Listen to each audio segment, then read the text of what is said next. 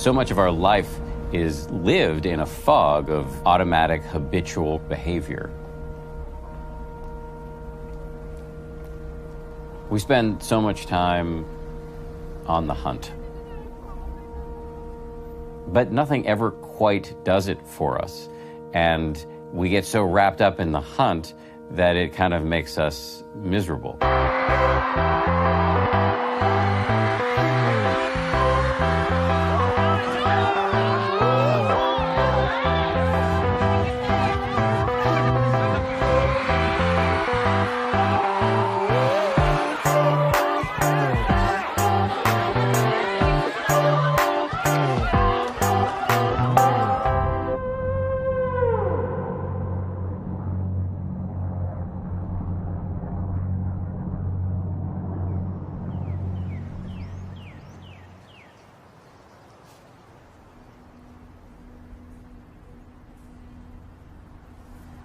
I had everything I ever wanted. I had everything I was supposed to have. Everyone around me said, "You're successful." But really, I was miserable. There was this gaping void in my life. So I tried to fill that void the same way many people do, with stuff. Lots of stuff. I was filling the void with consumer purchases. I was spending money faster than I was earning it, attempting to buy my way to happiness. I thought I'd get there one day. Eventually, happiness had to be somewhere just around the corner. I was living paycheck to paycheck, living for a paycheck, living for stuff. But I wasn't living at all.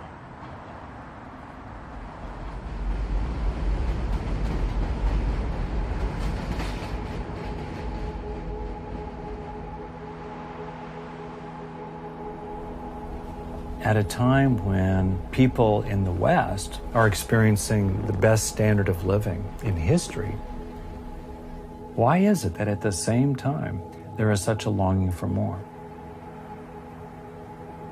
I think of that as a kind of biologically based delusional craving. That auto-craving is a good strategy to keep animals alive, including early human animals, in really harsh conditions. But these days, today, it creates a disconnect. You're like a puppet whose strings are being pulled by Mother Nature and evolution, reaching back tens of millions of years. We still feel restless. We still are always scratching and clawing for more. It's why lottery winners are miserable. It's why homeowners have 3-car garages. The first car creates an exponential, awesome rush of happiness and joy and utility. The second car comes about because we tire of the first car, and as humans, we're wired to become dissatisfied. It's an addiction, really. And we are encouraged to maintain the addiction through technology and information. American culture has, for the most part, these blinders on. There's definitely this illusion of what our lives should look like.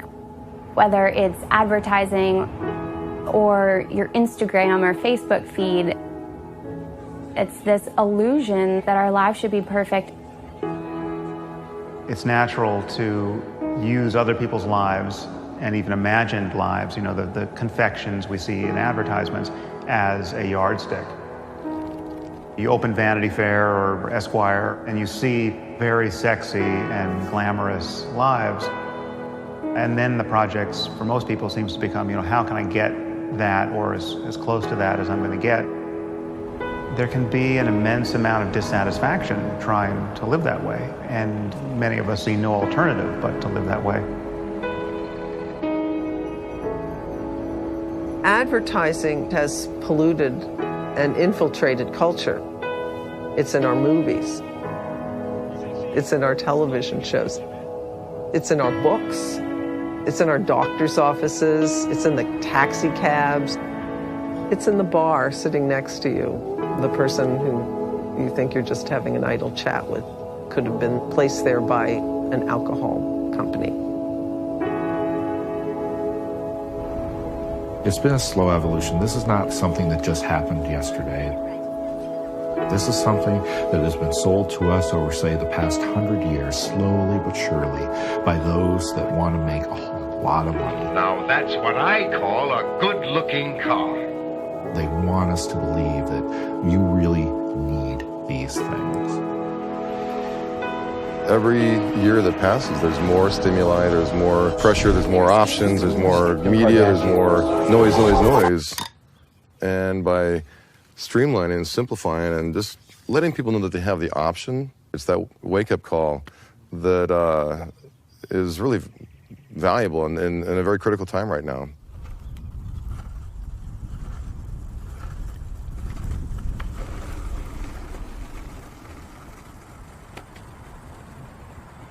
It got to a point in my life where I didn't know what was important anymore.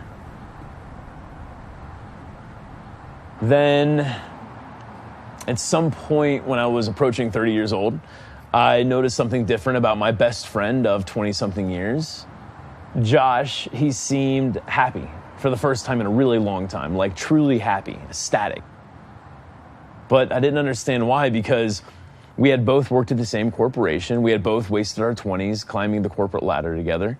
And he had been just as miserable as me. So I did what any good best friend would do. I took him out to a really nice lunch. I think we went to Subway. And I sat him down and I asked him a question. Why the hell are you so happy? He spent the next 20 minutes telling me about this thing called minimalism. Before I discovered minimalism, I think my life looked like pretty much anyone else's. I had a lot of stuff. Hundreds, thousands of books. DVDs and VHSs, closets full of expensive clothes. All of these things that I brought into my life without questioning. But when I started letting go, I started feeling freer and happier and lighter. And now as a minimalist, every possession serves a purpose or brings me joy. I have a bed and a chair and a radio, and I have some furniture in my dining room. In my kitchen, I have appliances. I don't have any excess stuff. Everything that I look around at, I have to be able to justify to myself, not to anyone else, but just justify to myself. Does this add value to my life? And if not, I have to be willing to let go.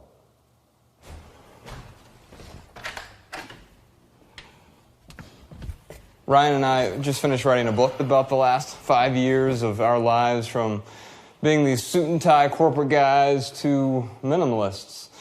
And so now we're going to get on the road for 10 months this year and promote that book, but really promote a message we really believe in, a simple living message of living more deliberately with less. Oh, and I'll need a jacket. We'll see where the journey takes us.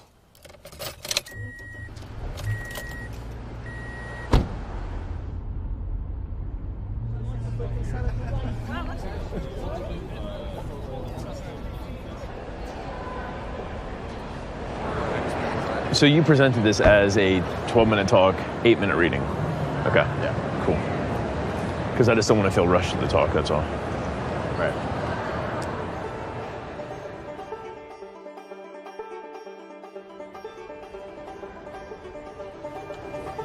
Ready?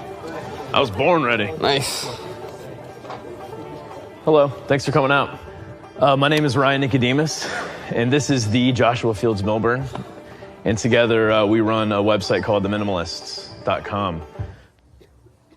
So today, Josh is going to read from our new book, but first I'm going to tell you a story about how we became the Minimalists.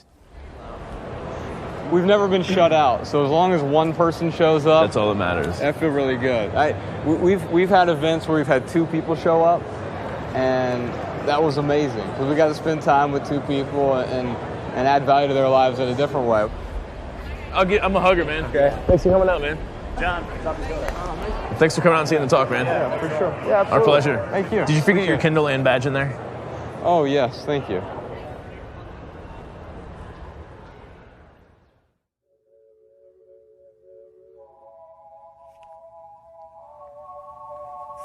From the day I was born until the 2nd grade when my parents got divorced, I had like the perfect quintessential mom and dad. When my mom left my dad, she just really went off the deep end. By junior high, we had a lot of people over at the house. And later I found out they were in there smoking crack. They would cook crack. By the 8th grade, the SWAT team was kicking in our door, busting my mother for selling drugs. It was a drug that overtook my mother. Josh had a very similar childhood to what I did. My very first memories of my father extinguishing a cigarette on my mother's chest. Shortly after she left my father, she started drinking. It was my biggest fear that I was going to get taken away from her. When she was sober, she was a phenomenal mother. I think she kind of felt trapped. My mom always complained about money. She didn't have any money. I remember being poor growing up. And I remember thinking, when I graduate high school, I want to start on a path that is going to take me somewhere other than a struggle. Half a mile turn left on the San Pedro Drive. We're currently on our way to NPR for a radio interview. Those are our peeps. That's our demographic. Howdy. You're looking for Rita Daniels. I think so, yes. The Minimalists. We are indeed. How are you? I'm Scott. I'm Ryan. I'm a hugger, man. Oh, Nice to meet you, buddy. Oh, thanks for having filming us. too. Joshua. Yeah. All right. I think my light bulb moment is when I was showing my guys how to sell cell phones to a 5-year-old. I was like, what am I doing? This mentality of getting a better promotion, getting a better house, getting a better car, getting a bigger paycheck, being able to buy more expensive bar tabs. And to do that, I had to sell cell phones to 5-year-olds. There's a template out there. You can call it the American dream or keeping up with the Joneses or whatever. That's just a template. It's not the template. And once we realize that, I think we can create our own template that works just for us.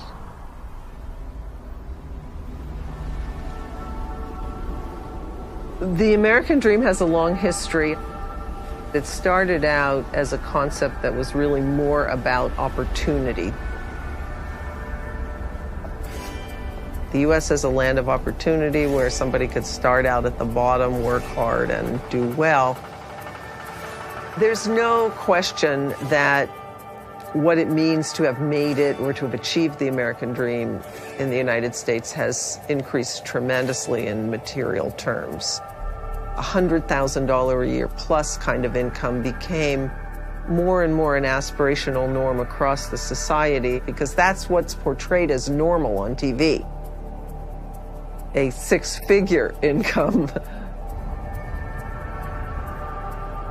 Beginning from about the mid-1990s, Americans went on a buying spree that was probably unprecedented in human history.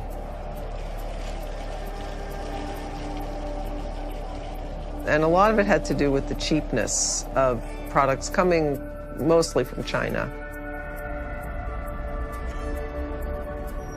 Whether we're talking about fashion, electronics, all types of household goods.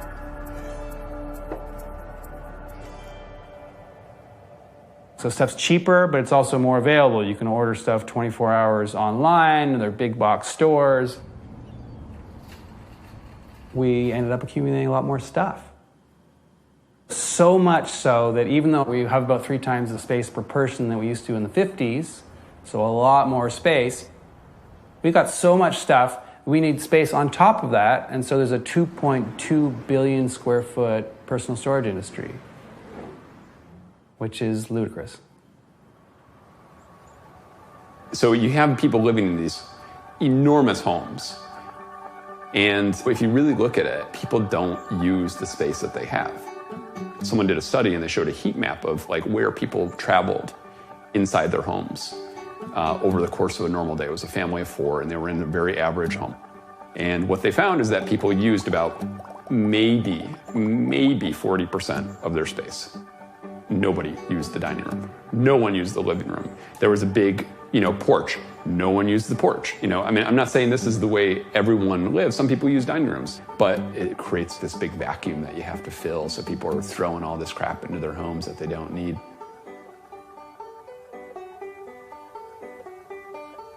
We're living our life depending on the space we've got rather than creating our space to fit our lives.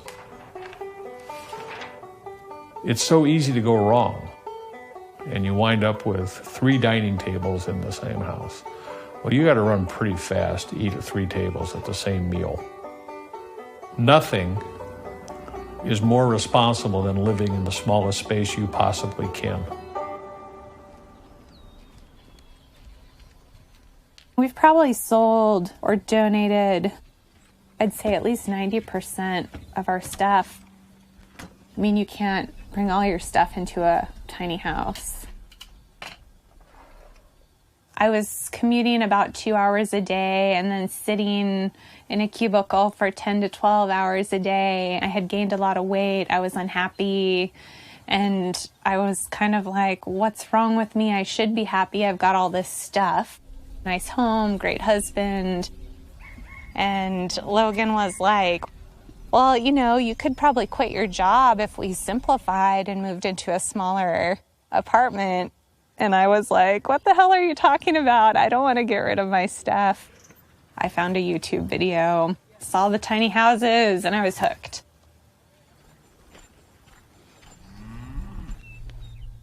Hi, Earl. What's up, dude? I think the biggest thing for me, at least in the beginning, was the financial side of things. When we looked at our budget and the numbers, I was like, well, let's just give it a go. If I hate a smaller apartment, we can always upsize. I think there's this element of affordability, simplicity, and sustainability that just makes tiny houses seem like the perfect solution to a problem we haven't yet figured out, which is how do we go from working all throughout a lifetime to enjoying a lifetime with a bit of work here and there.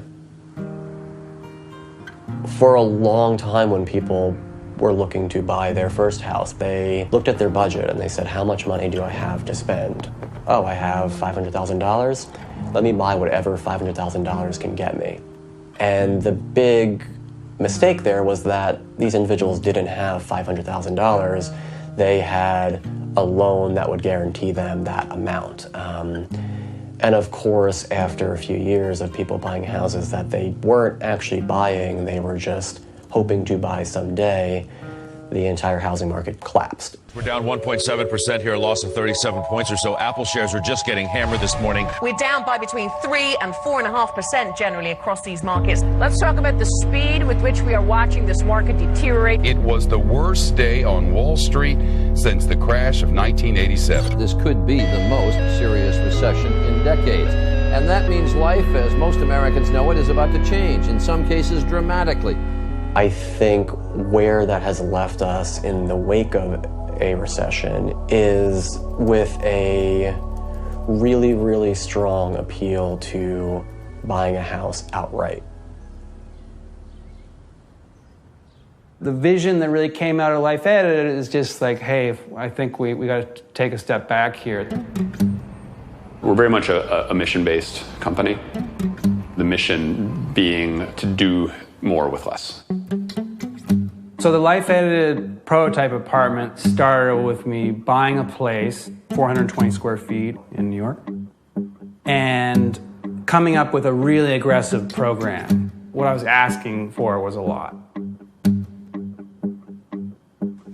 Live at home for a couple, be able to have a sit-down dinner for 10 or 12, be able to have guests over in a civil manner, and be able to work at home with some sort of standing desk. Very quickly, I realized that small space made so much sense environmentally, but it also made sense on many other levels. One of the things that we really want to do is design homes around A, how people live, and B, what's truly important, creating more social homes, homes that actually bring people closer together. It was kind of an incredible experience because going from the 1,200 square foot space, I had never felt more calm in my life. There was less stuff to think about, our overhead was lower. This is when I first started to say, this life edited thing, this philosophy, maybe there's something to it. A beautiful future for us would be to do development that does really well financially, has a much lower footprint, and have lots of developers copy what we're doing. And so that it really spreads and we start to change how we live as Americans and just change this desire for the bigger is better philosophy. I think we've only begun to re-examine what it means to be successful in life. It's no longer that white picket fence. It's no longer that McMansion. I think that people are beginning to recognize that they've maybe been tricked and that they maybe have more agency over their options than they once thought they did.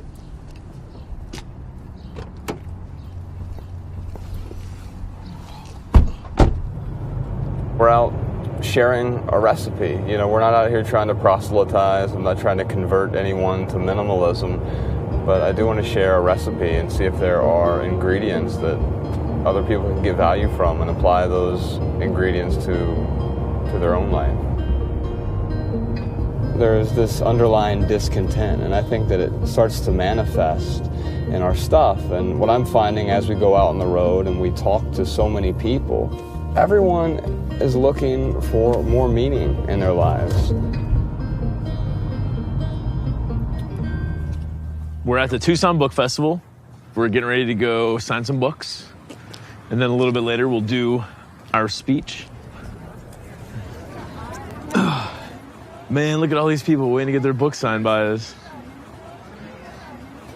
Let's sit on the outside. This just doesn't feel like us. If one person comes, then we will go out to the front and stand there. Okay. What's up, man? Love your stuff. Oh, thanks. I'm a hugger, brother. I'm going to give you a hug. Yeah. I follow you guys on Facebook, and you got your talk this afternoon. What time is it at? We are at 7 o'clock. Imagine a life with less stuff, less clutter, less stress and debt and discontent, a life with fewer distractions. Now imagine a life with more time, more meaningful relationships, more growth and contribution and contentment. So it's funny because people will inevitably come up to us and they'll be like, now, I'm not a minimalist like you. I've got this book collection. I love books, and I've got a nice big library, and I love the way the books smell. I love turning the pages. I love how they feel. I love lending them out to my friends, and then we talk about the books later. And I'm like, hey, keep your books. It sounds like you get a lot of value out of your books. And that's what I would say with any type of collection. If you get a book or whatever, that's great. Make sure you minimize it afterwards. But I'd love to get a hug from you as well. We're big time huggers, so they're free and transferable. Make sure you grab one from us afterward.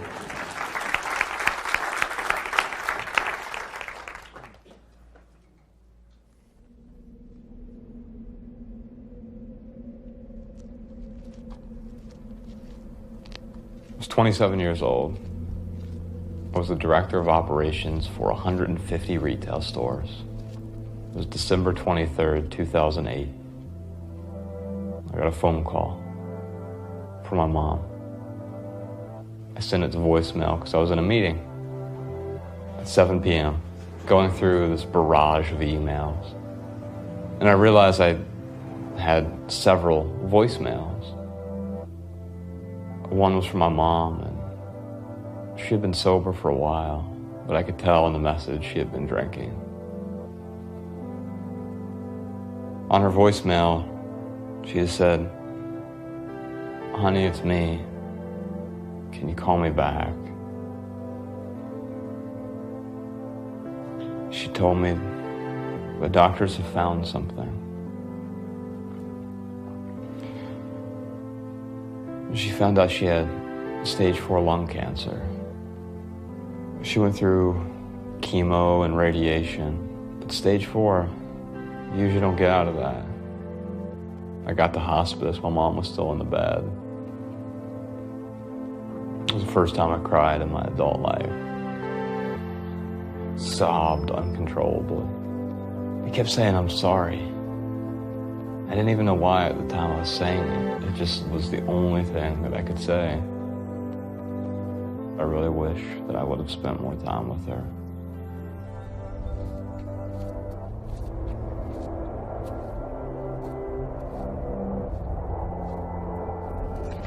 My mother's death still hangs in the air around me.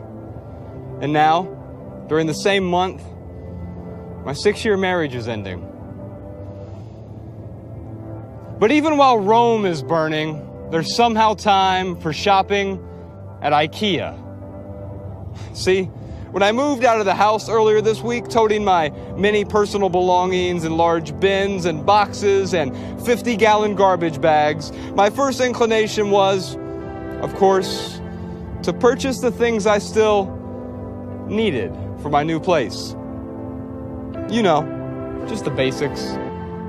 A shower curtain, towels, a bed, and oh, I need a couch and a matching leather chair, and a love seat, and a lamp, and a desk chair, and another lamp for over there. And oh yeah, don't forget about the sideboard that matches the desk, and a dresser for the bedroom. And oh, I need a coffee table and a couple end tables, and a TV stand for the TV I still need to buy. And now that I think about it, I'm gonna want my apartment to be my style. You know, my own motif. So I need certain decoratives to spruce up the decor. But wait, what exactly is my style? And do these stainless steel picture frames embody that particular style? Does this replica Matisse sketch accurately capture my edgy but professional vibe? Exactly how edgy am I? What espresso maker defines me as a man? Does the fact that I'm asking these questions preclude me from being a, quote, man's man? How many plates and cups and bowls should a man own? I guess I need a dining room table too, right? And a rug for the entryway and bath mats, and what about that one thing? That thing that's sort of like a rug, but longer? Yeah, a runner. I'm gonna need one of those. And I'm also gonna need... well, hell, what else do I need?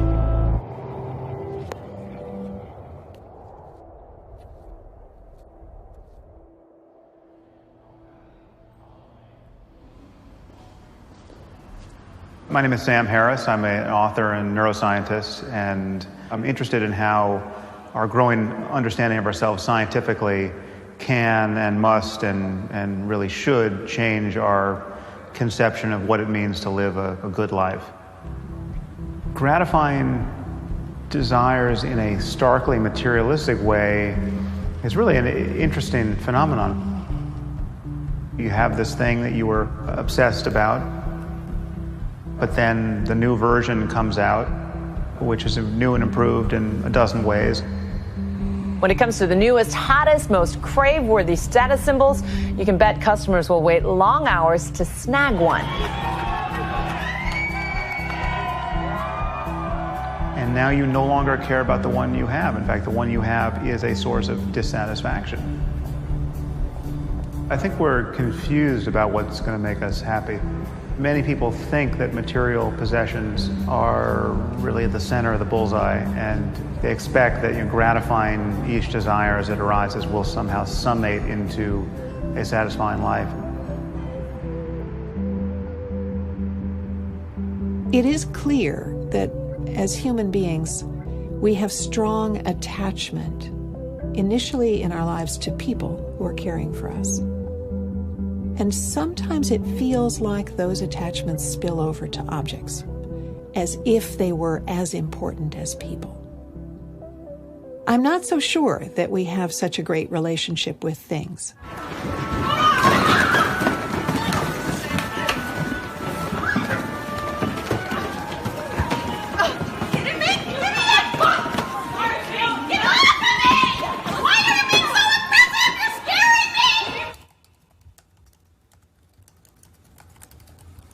I was talking to the author and sociologist Julie Shore, and I said, the problem with our society is that we're too materialist.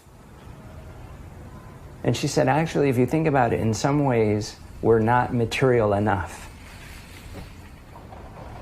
We are too materialistic in the everyday sense of the word, and we are not at all materialistic enough in the true sense of the word.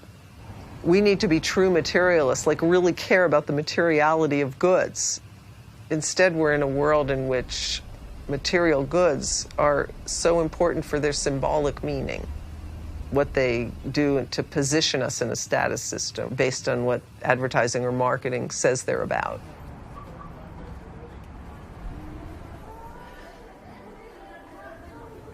The status quo in the fashion industry right now is driven by fast fashion. Maybe when our moms were shopping for clothes, or our grandmothers, there were 4 seasons a year. Or maybe even 2 seasons. You dressed for the cold, you dressed for the warm. Now we work in a cycle of 52 seasons per year.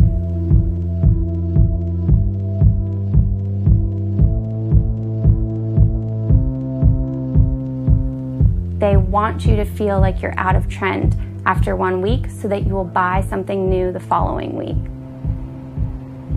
There have actually been accounts of big fashion retailers bailing all of the clothes from 1 week together, slashing through them with scissors, destroying them and leaving them on the side of the road so that nobody can resell them or even wear them. They want consumers to buy as much clothing as quickly as possible. The era of fast fashion, in which we're making clothes in sweatshops, so we're not paying the true labor costs and we're not paying the ecological costs of these things, drove the price of apparel down so far that used apparel became worthless.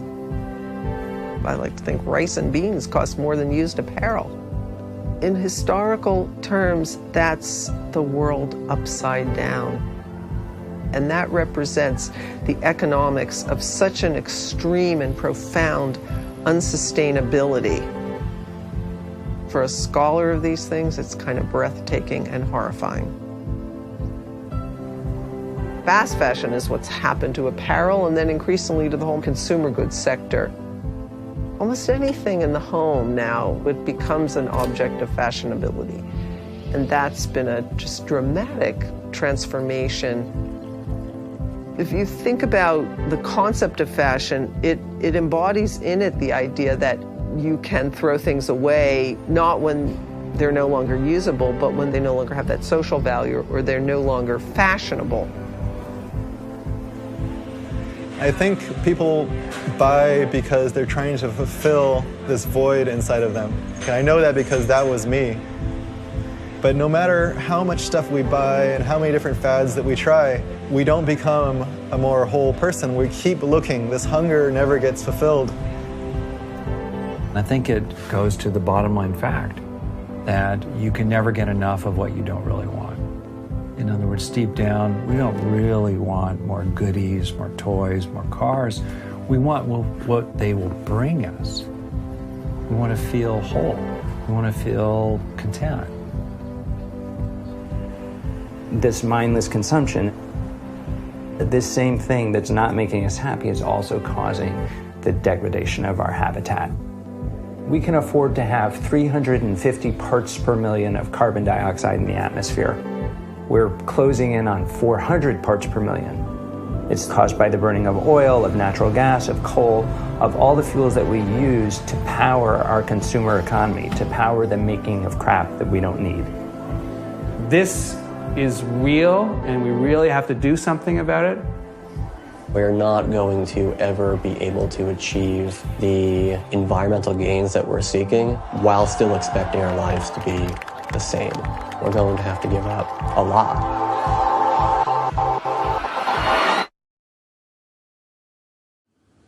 The secret is that a lot of that we're not actually going to miss.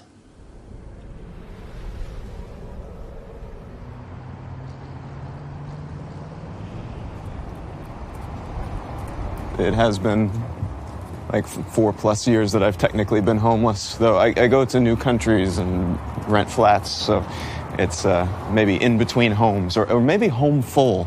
I just have a lot of homes, just not in one place, not for very long. It's always interesting. You go on a date or something and have to explain, well, yes, I'm homeless. Maybe I shouldn't lead with that.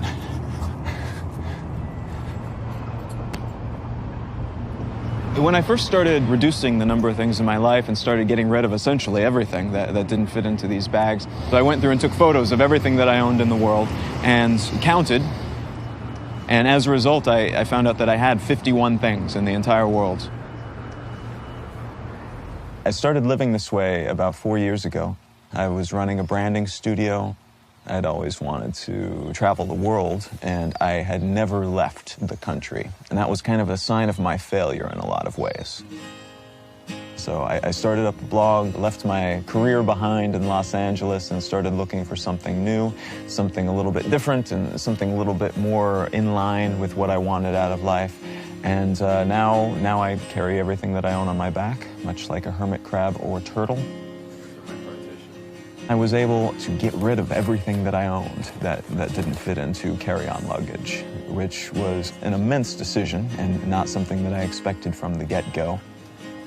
I realized very quickly I wouldn't need as much, and came to the conclusion that anything I left behind would probably be left behind forever.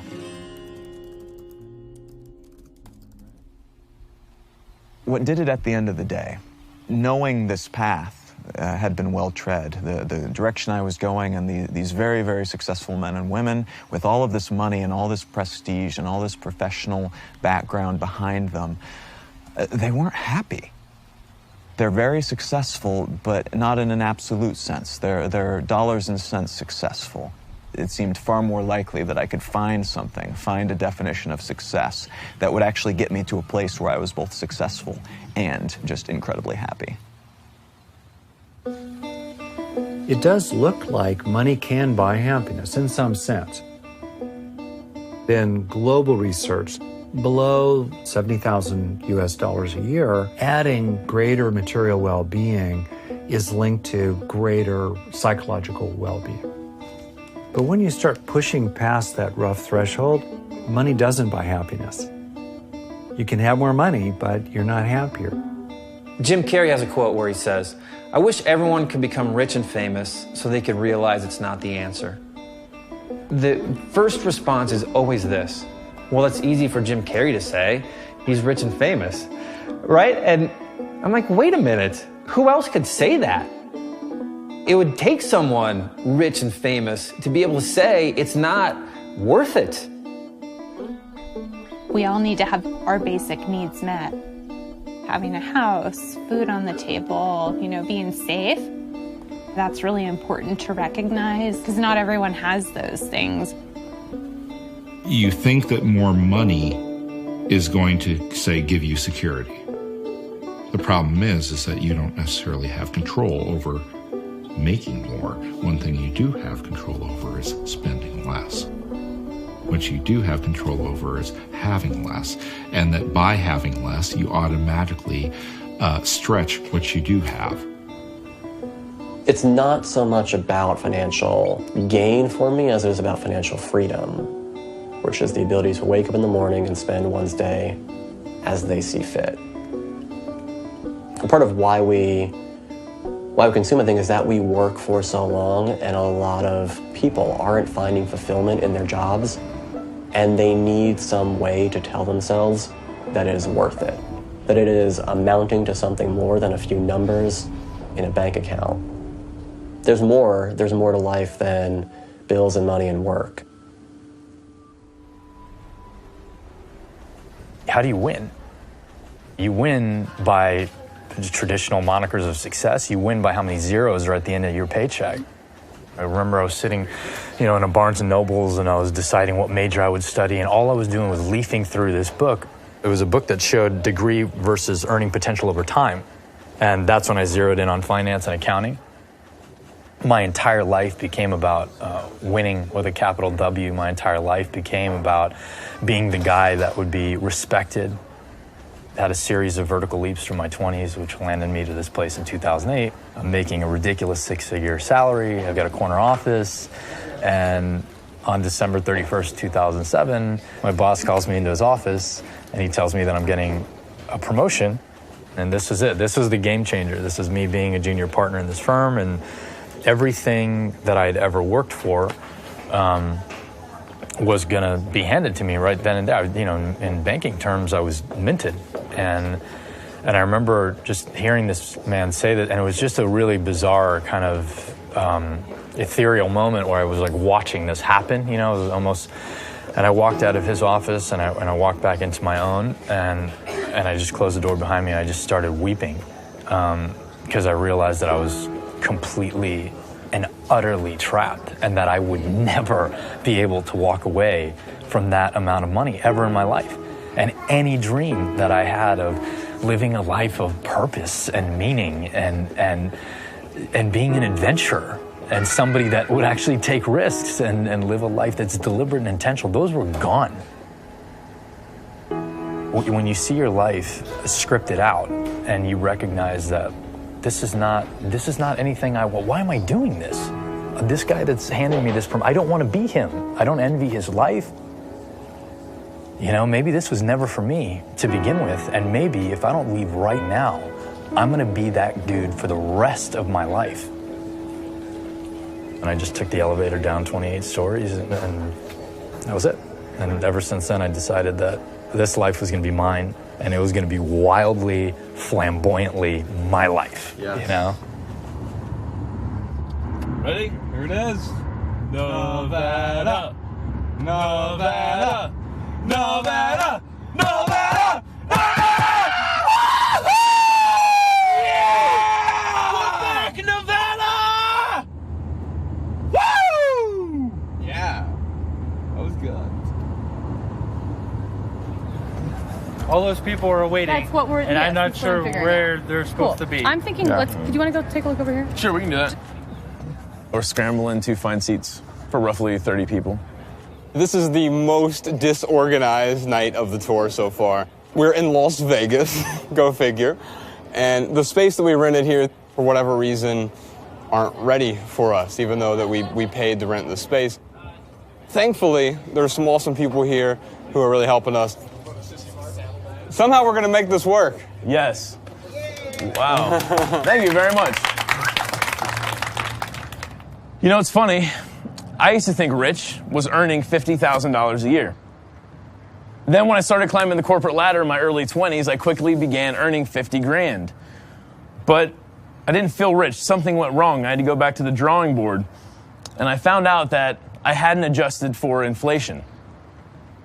Okay, so we can pontificate for only so long. We're really here for you, as Ryan mentioned. And so we like to do what we call questions and attempted answers.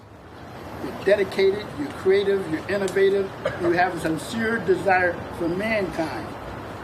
The very people who the wolves of Wall Street fear, and to me, you're moving yourself from the war. If you're really talking about minimalism, the ultimate minimalist is a hermit, a recluse, or a monk. And to me, that's not going to change the world. You know what I'm saying? You're the only threat to that system. You're right. There are two sides of the spectrum. I think, we're ideally somewhere in the middle of that, right? Because I don't think there's anything wrong with consumption. The problem was compulsory consumption, buying stuff because that's what you're supposed to do. That's what advertising tells you to do, or that's what the magic template is for happiness, and then when you get it, you realize that it doesn't make you as happy as you thought it would. Yeah, it was a great comment. Thank you so much. But try to destroy those walls. I'm serious. Amen. Let me grab a hug. Yeah, thank you so much. I tell you, their personality and their straightforwardness and answering all the questions, that charisma about it was connecting with the people, as you can see yourself.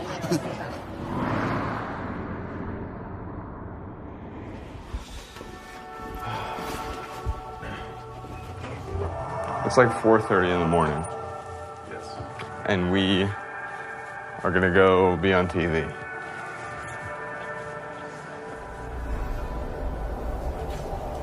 Good morning, 5:23. A lot of us look forward to buying the latest gadget or smartphone. But this morning, I'm joined by two men who've taken what they say is the simpler route and are living a life of minimalism. Hi, we're here for 5 o'clock hour and 6 o'clock hour. Josh and Ryan with the Minimalists. I was living the American dream, and I realized it wasn't my dream. I looked around all the stuff in my life when my mother died and my marriage ended, both in the same month, and started questioning what was actually important, what things were actually adding value to my life. And I realized that many of the things that I bought to make me happy, they weren't actually doing their job. Okay, well, good luck to you. Take it easy. Don't do too much. Don't buy anything today, all right? Amen. Good luck with that. We'll be back in just a bit. Well, next at 5:30, the latest on the search for a missing Malaysian flight that disappeared 5 days ago. Plus, how you can show your... Minimalism is not a radical lifestyle. I absolutely believe in quality over quantity, right? So I'd much rather have one nice sweatshirt than a closet full of ugly sweatshirts that I don't enjoy wearing. I don't own a lot of clothes now, but all the clothes I do own are my favorite clothes. So let's take a look at what I have packed for 10 months of traveling. I'm wearing my one pair of jeans. Got a couple denim shirts. I have a short sleeve button-up Oxford, a few t-shirts, a blow dryer. Every good minimalist has a blow dryer. And plenty of underwear. Now here's the secret with underwear. You have to have one color that's in the middle. This is how you separate your dirty underwear from your clean underwear, with the red pair of underwear. Toiletry bag. Everyone needs a toiletry bag, obviously. I also have a laptop with me, but that's it for 10 months.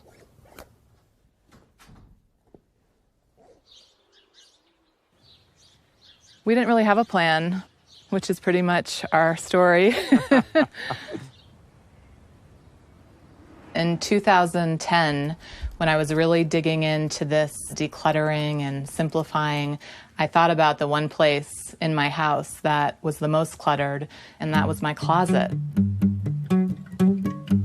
And so I decided to create a minimalist fashion challenge to use less than what I had. So Project 333, the challenge for me was to wear 33 items for 3 months. And the 33 items included clothing, jewelry, accessories, and shoes. And that's where I usually lose people. It was a great way for me to really see what I needed, what I was using, and just if it would make a difference. And so I was working in advertising. I had a lot of clients I had to see every day. I'd go to sales meetings. And for that first 3 months, nobody noticed. The story got picked up by the Associated Press because so many people were writing about it and practicing it and trying it. In this video, I'm going to talk more about how I plan my Project 333. Project 333. Project 333. And I thought, oh boy, this is it. And they didn't notice. So I probably went that full year until I left my job with no one really knowing that I was dressing with only 33 items. I do this thing called Project 333, and it just kind of helps me keep my wardrobe really simple. I went from this giant closet where I had, 100 sweaters to now having this super tiny wardrobe, and being able to share a closet with Logan. And that's made a big difference. Just, I don't fret about what I'm going to put on in the morning because all the stuff in my closet is awesome. At least I think so. There's something about not being prepared for every moment that actually helps you engage with your community. Being pregnant, for instance, it's such a limited time. I had a dress-up event to go to, and I said to David, let me go see if I can find a dress. And I was thinking, gosh, this is really outdated. I have 2 months left. The event is next week. What am I going to do? So I called a couple of my girlfriends. Hey, do you have any dresses I can, go through? But in the past, I definitely would have bought what I needed when I needed it, because that's what you do. You prepare yourself, for your situation. The beauty of it is it's become very communal. Our friends ask us for stuff. We've become closer to people because of it. Mark and I got married in 2005, and a year later, I started feeling really bad. Had a lot of vertigo and tingling and fatigue. That following year got really bad, and in July I was diagnosed with MS. And at first we were both terrified. It was hard. That was a tough time. I mean, immediately my response wasn't, I got to simplify things. I'm a slow learner. So I decided I had to really push hard to prove that I was okay. And so I worked more. I worked out more. I really pushed myself for probably that first month, and I felt terrible. In any disease or sickness, one of the biggest factors, one of the things that contributes to these things in a negative way is the stress in your life. By getting rid of these things in our lives, these material items and all this excess that we used to live in, good things happen. Since then, I have not had what I would consider a relapse. I'm in better health than I was before I was diagnosed. People always tell you, or at least they did for me in the early stages of MS, you have to listen to your body. Like, listen to my body? I can't even listen to my family. I don't know how I'm going to hear my body. And so as I started to move that stuff out, I was able to finally realize what I had sacrificed by being busy, by engaging in constant work.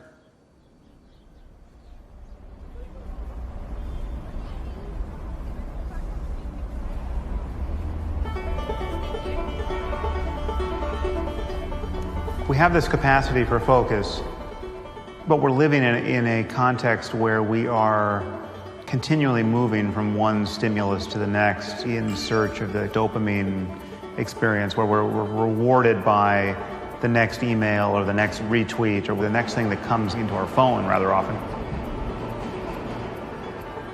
I think there's a price we pay for that. It's really become an issue. There was a Nokia study that says the average person checks his or her phone like 150 times a day.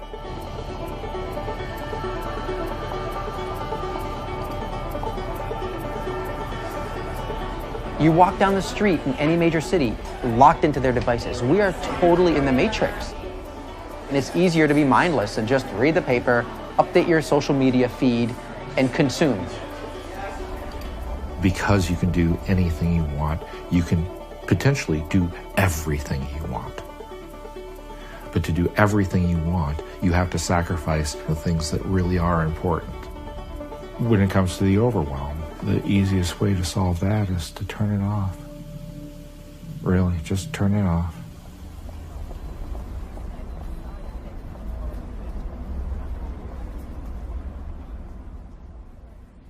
It was really powerful to realize that most of my life was in a daydream. In an apparent attempt to garner sympathy. I got here to ABC News when I was 28 years old, and I was a really ambitious young guy. And my way of compensating for my insecurity about being such a newbie was to throw myself into the job and really become a workaholic. And after 9/11, I raised my hand to go overseas and cover the ensuing conflicts. We were fortunate this week to have our reporter Dan Harris on a trip organized by the Taliban. We arrived at night, a spine-rattling ride down a single, mangled road into a city under siege. Spent a lot of time in Iraq and Afghanistan without really thinking much about the psychological consequences. And when I came home from a particularly long trip in Iraq, I got depressed. And then I did something really, really dumb, which was I started to self-medicate with recreational drugs. It was enough, according to my doctor, to provoke a panic attack on live television. We're going to go now to Dan Harris, who's at the news desk. Dan.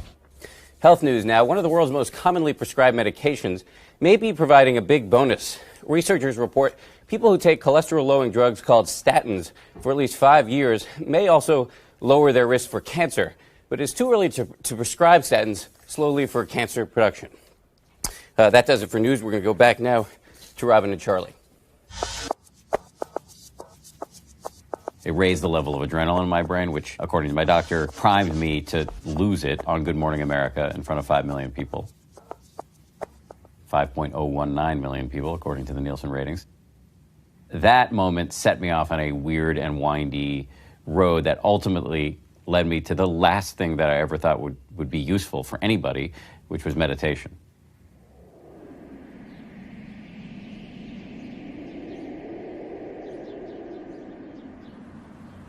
We're ruminating about past and future in a way that keeps us from really connecting with the present moment in a way that values it as good enough.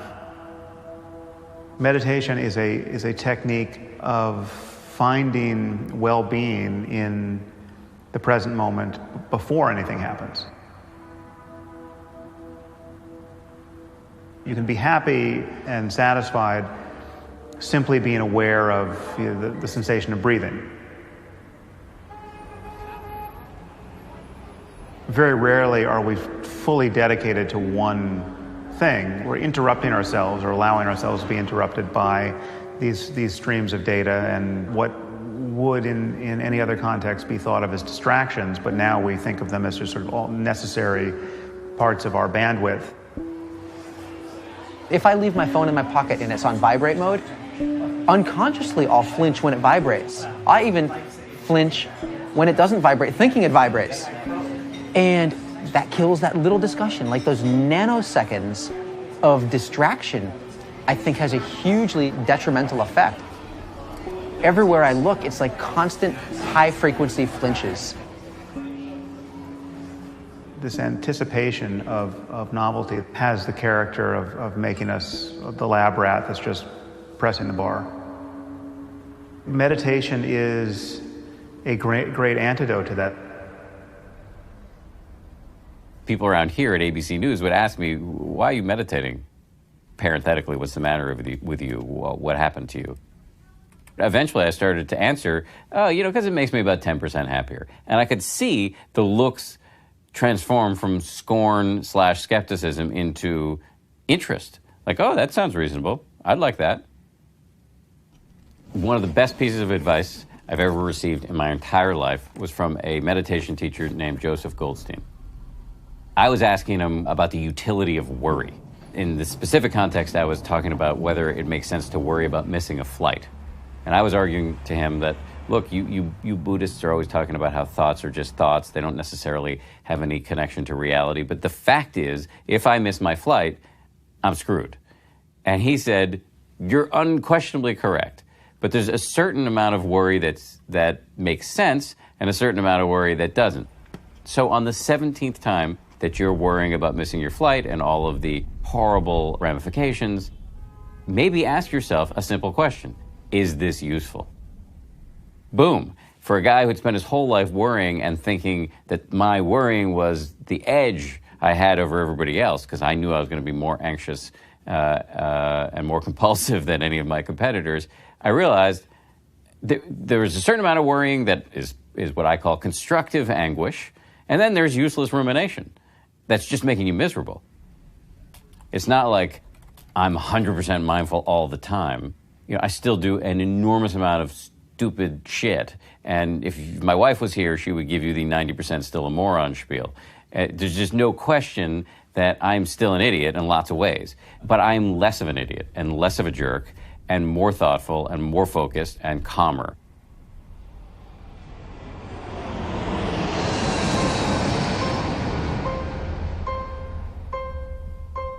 We've been on tour all year, and just when I start to think if we're getting through, if we're making a difference, the Today Show gives us a call and asks us to be on.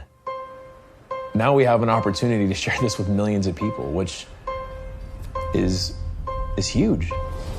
Dude, we're actually late now, so we gotta go. The entrance is... Where's the address? It's 35? Yeah, but you'll see like the Today Show stuff set up. Oh, right there. You sure this is it? Yep. Go downstairs. Ooh, we're in together. Cyber Monday, boughs of holly and stuffed stockings. It can start to feel like the holidays are more about more and less about what's really important. Joshua Fields, Milburn, and Ryan Nicodemus have come to see things differently. They are what you call the minimalists. Yeah. In a hypothetical world, what if one of you falls madly in love with a maximalist? Who likes her stuff? What are you going to do? No, that's a great question. My girlfriend, actually, I live with, I don't think she would call herself a minimalist. She's got about 20 pairs of shoes. That's nothing compared to her.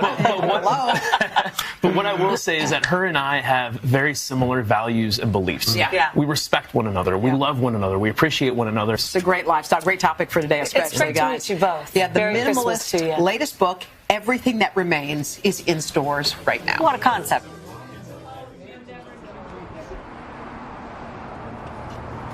So the event last night was crazy. We showed up, the store owner had about 30 chairs out. I asked him to put out more chairs, and he was like, "Are you sure you're gonna need more chairs?" Ken Burns was here, and he maxed out all my seating. I got 60 chairs total. And I said, "Yeah, I think we'll have about 50 or 60 people show up. Go ahead and bring the rest of the chairs out." And we ended up having like 150, 200 people show up. I mean, people were standing on the bookshelves, wall to wall. What's up? Thanks for coming out to support us, man. Hey, thanks for everything you do. I think your story came at the right time. Serendipity. You guys are my inspiration. Awesome. Thank you so much for that. I'm glad we could help. Thanks for coming out, brother. We're seeing more and more and more people show up, so it's great to see the message is spreading. So we are on our way to LA. It's going to be our biggest venue so far, expecting one of our biggest crowds, and really I think LA is a city that could really use. Cars, homes, and six-digit salaries. It may sound like a dream life. Joshua Milburn and Ryan Nicodemus on a world book tour, and here to explain why someone would just give up all of this stuff. Letting it go was really difficult. I wish I could say it was as easy as renting a dumpster and throwing away all my stuff, but it was really a process. Like wildfire, and in a good way. It's like a good plague.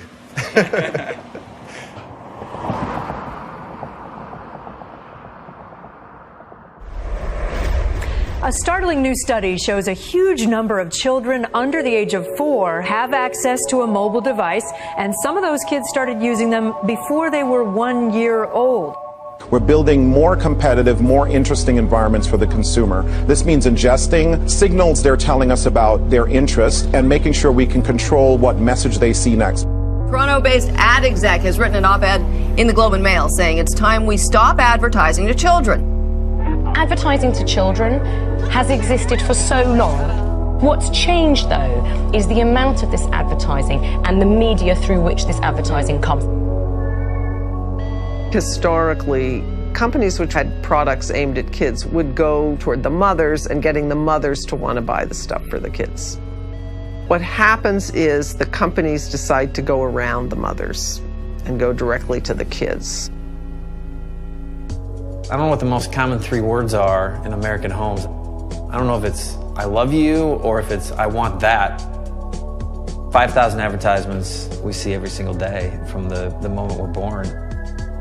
And they all tell us, hey, this is what your life should be about. It should be about accumulating more things, or it should all be about focusing on you. If you guys have walked around, a kid's store lately, but it's kind of incredible. Anything you ever could have dreamed of has been thought of. Advertisers have just realized there's this huge market. There are parents who want to give their kids the best, and they're really working hard to go that angle.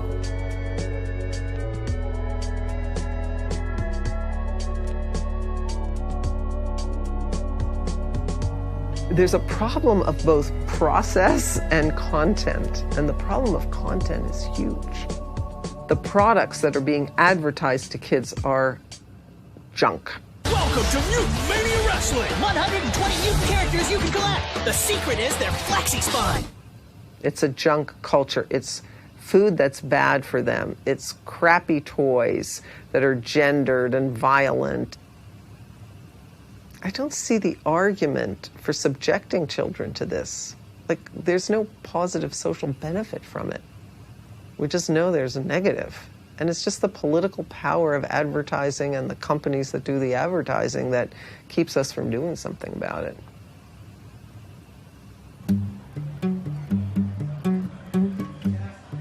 So I've heard someone say, there's another word for minimalism, it's called being a bachelor. So that's, yeah, I mean, I could see how people would think, oh, that's really easy if you're not married and you have no kids. How do I set an example of myself being married and having 6 kids, which is totally unminimalist and very ironic? How do I live a minimalist lifestyle with those kinds of constraints? Jacko and I haven't been too prescriptive about, like, no, you have 5 toys, you know? No, dude, you can only have 1 truck. You can't have 3 trucks, you know? It's like, no. When I was a little kid, I didn't have 1 G.I. Joe. I had, like, 100 G.I. Joes. We've welcomed things into our life, but definitely with the intention of thinking about what we're doing as opposed to just consuming.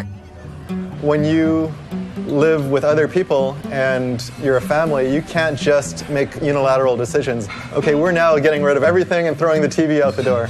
There will be a riot. That's a little bit frustrating because you can't just get your way, but it's also a really interesting experiment in how you can move together as a group and learn about this together as a group.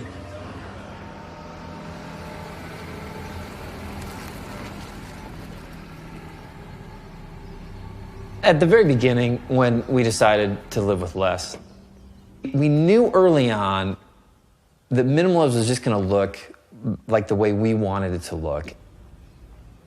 I remember going through getting rid of things and finally saying, okay, Salem, let's go through your toys and let's get rid of some of the things you don't need anymore. And he had no problem whatsoever. My daughter is 7 and she is very different. She loves every doll that she can get. Like, she collects rocks and twigs and anything else she can find, she collects and she holds on to. You know, as parents, we get to set some boundaries for her, but ultimately we let her choose what she wants. I think he certainly has been at a different level of minimalism than I am. He wanted to get rid of more than I wanted to get rid of, and so there comes the compromise. His side of the closet looks much smaller than my side of the closet, and that's okay with us. You know, I think one of the lessons that we've learned through this whole journey is just that our kids are really watching us. And we can tell them that we want them to be certain people, but man, they're picking up a lot more just from how we live our lives. This just undercurrent of consumerism, removing some of that stuff, provided a safe environment where they're able to become what they most want to be, rather than what the world will try to convince them to be. Good evening. It's clear that the true problems of our nation are much deeper than gasoline lines or energy shortages, deeper even than inflation or recession. In a nation that was proud of hard work, strong families, close-knit communities, too many of us now tend to worship self-indulgence and consumption. Human identity is no longer defined by what one does, but by what one owns. But we've discovered that owning things and consuming things does not satisfy our longing for meaning. We've learned that piling up material goods cannot fill the emptiness of lives which have no confidence or purpose. This is not a message of happiness or reassurance, but it is the truth, and it is a warning. We think we need those things because we've been told we need those things. We've been told we need those things by our... It would be more about coming together in community. It would be more about a society which had much less inequality and more fair. Making more money. I said my relationships were a priority. Well, I didn't pay any attention to the people closest to me, including my mom. The whole point of this message, the whole point of us sharing this story is to help people curb that appetite for more things. Because it's not a perfect life, and it's not even an easy life, but a simple one. What I found with minimalism is it's a way of saying, let's stop the madness. You don't need this stuff, like it's not gonna do it. It's not the answer. There's a movement growing. I don't think that there's a cap to it. I'm now surrounded by people who are inspired and creating massive social change and impact. The depth and profundity of my relationships is beyond anything I could have ever imagined. When you recognize that this life is yours and that it is your one and only, and when that ceases to be the esoteric bullshit, when that's not hippie poetry anymore, when the pragmatism of that statement seeps directly in your bones and you recognize that this is it, everything changes. I don't know where you are on your journey, where you are in life, or wherever you're going on that journey, but we are really grateful you're here with us tonight. So if I could give you one takeaway, one thing to bring away from all of this, it'll be this. Love people and use things, because the opposite never works. Thank you so much for coming out.